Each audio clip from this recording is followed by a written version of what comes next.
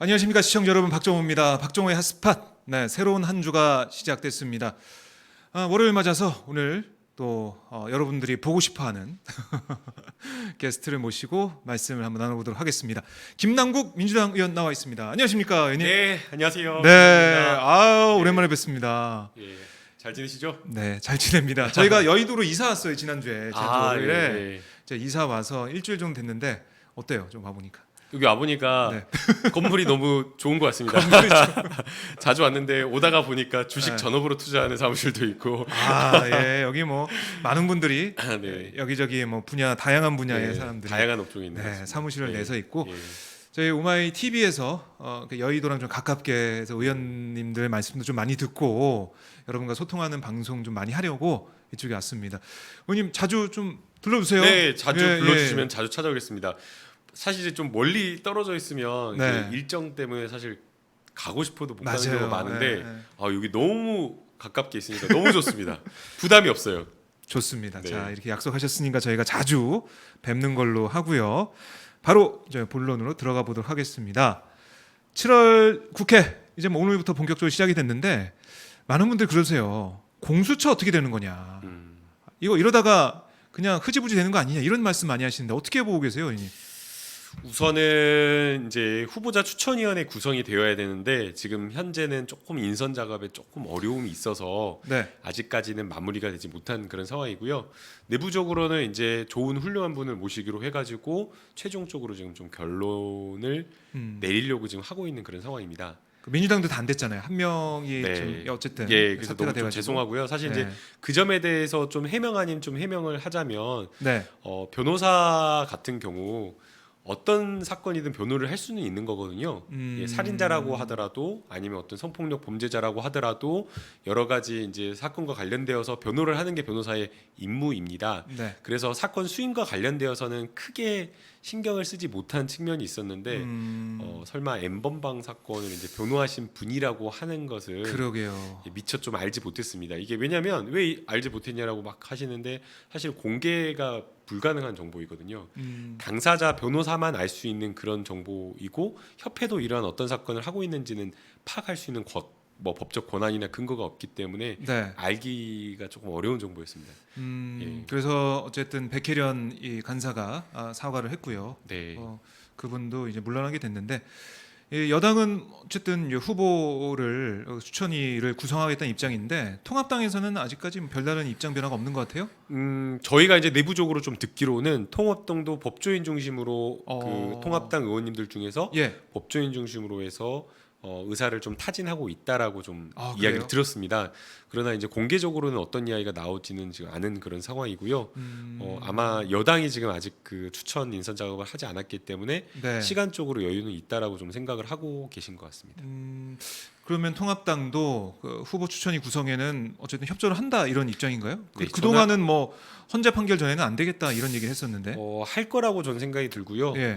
어쨌든 법에 정한 시한이 있고 그런 문제가 있기 때문에 헌재 판결이 사실 언제 나올지가 모르잖아요. 그렇죠. 그래서 그 심리 결과를 그냥 무한정 기다린다라고 하는 것은 조금 맞지가 않고 만약 그런 식이라고 한다면 어떤 법안이 개정되었는데 누군가 헌법 소원하거나 뭐 헌재에 가서 판결을 심리를 기다린다라고 한다면 네. 아무것도 개정한 법적 효력을 못 발휘한다고 그건 말이 안 되는 이야기거든요. 그래서 아마 이런 부분에 있어서는 헌재 판결을 헌재 판결대로 기다리고 네. 또 국회에서 할 수 있는 것은 국회 차원에서 여러 가지 사안은 진행하는 게 필요하다고 보입니다. 네. 그러면 공수처 후보 추천위가 구성이 될 거다. 조만간 구성이 될 거다. 이렇게 보면 되어야 될 거죠. 된다라고 저는 되어야 생각이 된다. 들고요. 이제 김광진 정무비서관이 의원실에 이제 저희 의원실에 자꾸 놀러 오거든요. 자꾸 놀러 온다고 하면 안 되겠구나. 네, 네. 자꾸 놀러 오라고 제가 말씀을 드리거든요. 말씀을. 예. 네.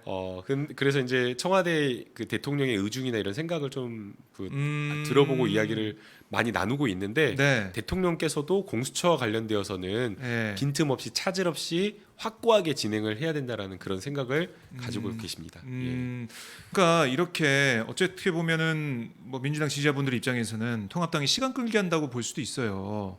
그래서 뭐 열린민주당에서 얘기 나왔지만 이거를 법을 좀 바꿔가지고 이거 교수단체가 아니라 그러니까 야당에서 다른 야당도 좀 참여해서 후보 추천할 수 있게 해야 되는 거 아니냐. 이런 얘기 듣는데. 네, 국민들께서는 답답하시기 때문에 그런 말씀 충분히 하실 수 있다라고 생각이 들고요. 네. 다만 야당의 협조를 구하고 이해를 구해야 되는 그 여당 입장에서 지금 당장 그렇게 했을 때에는 더 오히려 일을 꼬이게 만들 수가 있기 때문에 답답한 심정에서 그렇게 이야기를 할 수는 있겠지만 지금 시점에서 그런 이야기 하는 것은 정치적으로 매우 좀 부적절하다라는 그런 인식을 가지고 있고요. 지금 이것은 아마 청와대도 비슷한 생각을 하고 있을 걸로 생각이 됩니다. 네. 그래서 좀 정치적으로 지금 당장 그렇게 막 개정안을 저희가 먼저 꺼내는 것은 네. 오히려 부담이고 맞지가 않는 이야기고요. 다만 확실한 것은 만약 정말 야당이 협력하지 않고 공수처가 네. 굉장히 계속 딜레이되고 제대로 출범이 되지 못한다라고 한다면 네. 개정까지 할 수 있다라고 준비는 해놓고 있습니다. 뭐 개정의 방향이나 내용은 여러 가지를 생각해 볼 수 있겠지만 네. 크게 두 가지 쟁점이라고 생각이 됩니다. 첫 번째는 추천위원회와 관련되어서 위원이 지금 5분의 4 동의를 구하도록 되어 있는데 그 요건을 조금 완화하는 것 5분의 예. 3으로 좀 생각을 해볼 수 있고요. 네. 그다음에 이제 두 번째는 그 최강욱 대표님이 이야기를 한 대로 네. 만약에 야당에서 교섭단체가 야당 미래통합당에 추천을 하지 않았을 경우에는 비교섭 단체에게 추천권을 줄 수 있는 그 방안 요거를 좀 생각해 볼 수 있을 것 같습니다. 이게 지금 당장은 아니지만 만약에 통합당이 계속 뭐 올해가 가든 뭐 내년이 왔는데도 계속해서 이거 협조 안 해준다, 아니면 할 생각이 없다, 의지가 없다 이렇게 판단이 된다면 플랜 B가 나올 수밖에 없는 건데 지금은 좀 더 기다리는 단계다. 아직은 기다리는 단계고요. 지금 이 단계에서 거기까지 나아가 버리면 네. 오히려 정치적으로 문제의 소지가 있을 수 있다. 그리고 그걸 가지고 야당에서는 계속 무엇인가 협상하고 딜을 하려고 할 수도 있거든요. 네. 공수처를 협력해 줄게 더 큰 걸 내달라고 할 수도 있기 때문에 그러한 것들에 정치적으로 조금 말리지 않으려면 지금 단계에서는 법대로 하는 게 네. 필요하다라고 저는 생각이 듭니다. 네. 뭐 저희 시청자분들 댓글을 보면 시간 끌면 권한 박탈해야 된다 이런 말씀 나오고 계시고, 이번 달 안에 법 개정 반드시 해라 이런 말씀 좀 하고 계세요. 그러니까 공수처에 대한 우리 국민들의 관심. 그러니까 저희 진짜 지지자들, 크잖아요. 그러니까 저희 지지자들이나 네. 저희 이제 민주당을 확실하게 밀어주신 분들은 그렇게 생각하는데 또 중도라든가 아닌 곳에서는 그렇게 판단을 안 하기도 해요. 네. 저도 이제 저나 이제 다른 저희 민주당 의원들도 예컨대 지금 3차 추경안 처리와 관련되어서 네. 저희가 금요일 날 7월 3일 날인가 3차 추경을 처리했잖아요. 그렇죠. 네. 매우 저는 시급하다라고 생각하고 그렇게 강력하게 추진을 해야 된다라고 생각을 했는데 네. 왜 그렇게 밀어붙였냐라고 하면서 밀어붙인 것이 적절하지 않다라는 의견이 오히려 더 우세했었거든요. 그래서 이러한 여론은 저희가 좀 주의 깊게 살필 필요가 있다고 생각이 됩니다. 네. 그러니까 뭐 여당이니까, 집권 여당이니까 네. 어쨌든 여러 가지 의견, 뭐 그 상황 이런 걸 보고 있는 것 같은데, 그래도 아까 말씀하신 것처럼 대통령의 입장이나 아니면 여당의 입장은 확고하게 공수처 빨리 출범시켜야 된다, 이제 확인할 수가 있네요. 네, 이제 그 여당 안에서도 좀 세게 말하시는 분들이 있어요. 그래서 네.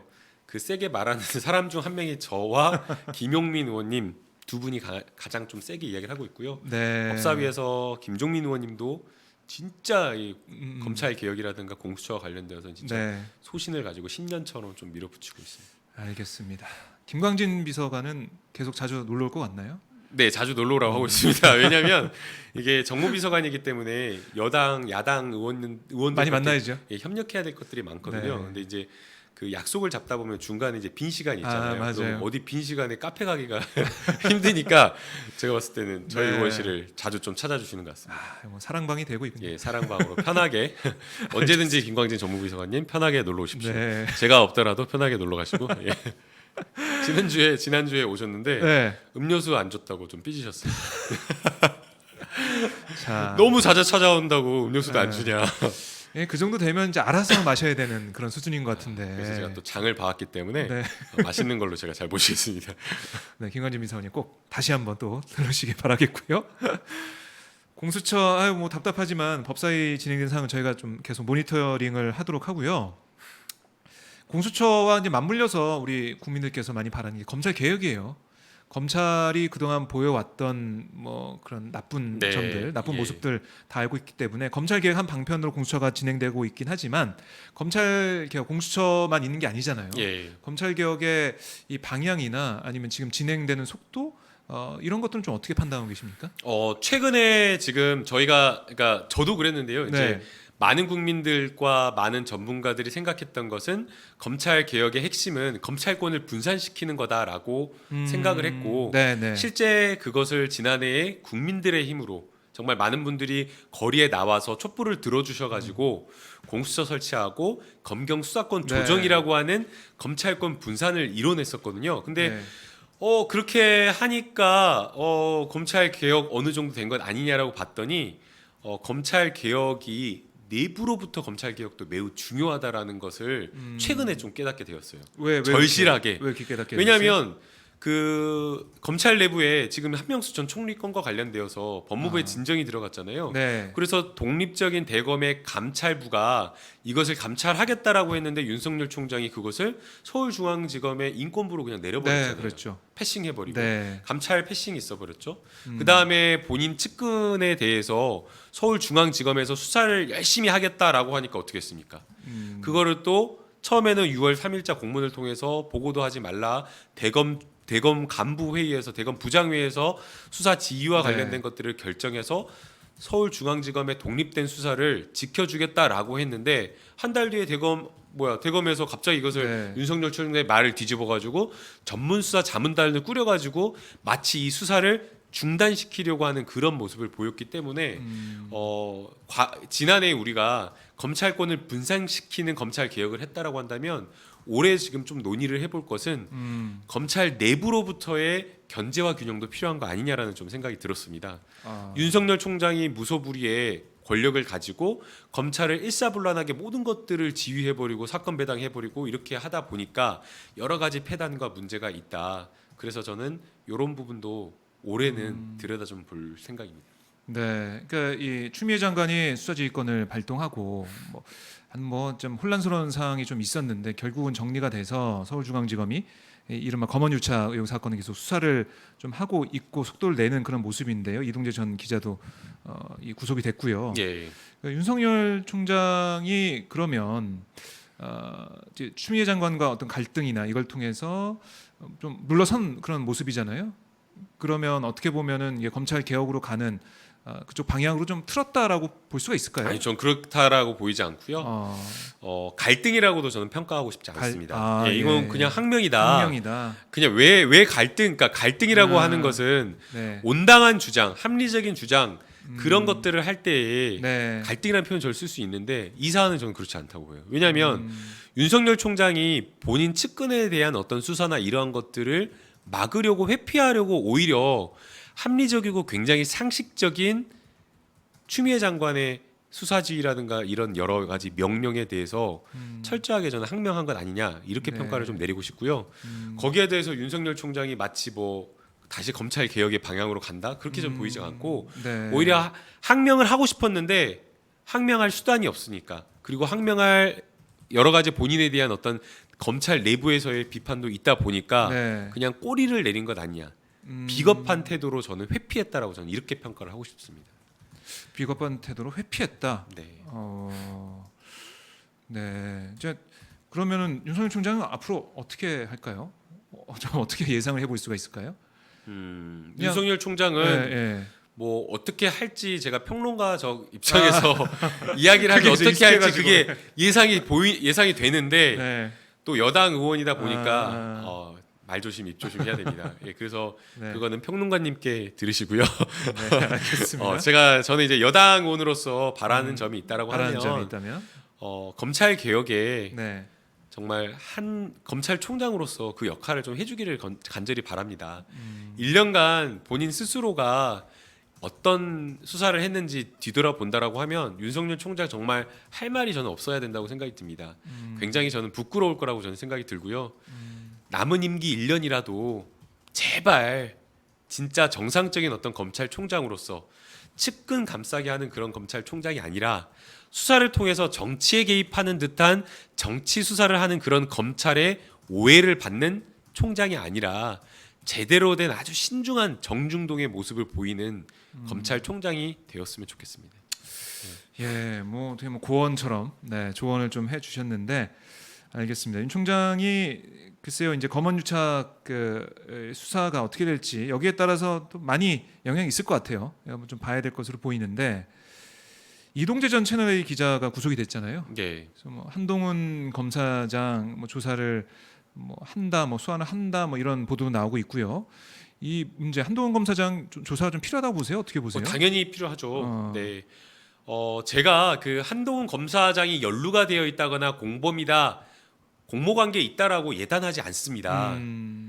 예단해서는 결코 안 된다라고 네, 생각이 네. 들고요. 그러나 검언 유착과 관련되어서 매우 구체적인 정황이 녹취록을 통해서 나타났다라고 한다면 너무나 당연히 윤석열 총장이라고 한다면 검찰총장이라고 한다면 어떻게 해야 될까요? 철저하게 수사 지휘하고 정말 한 점 의혹이 남지 않도록 보다 더 철저한 수사를 지시하는 게 맞다라고 보이고요.